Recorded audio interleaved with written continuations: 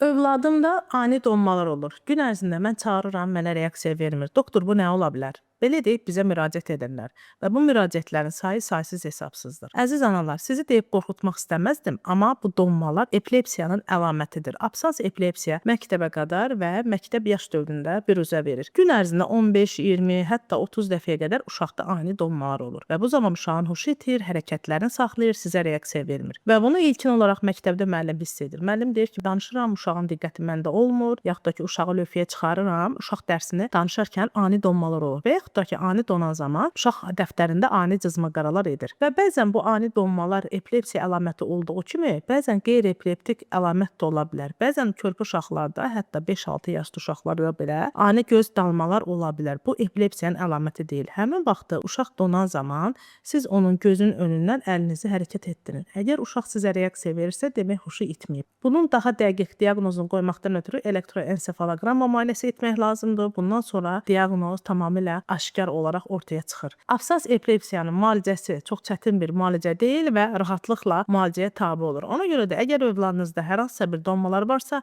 mütləq onu videoya qeyd edin və həkiminizlə məsləhətləşin.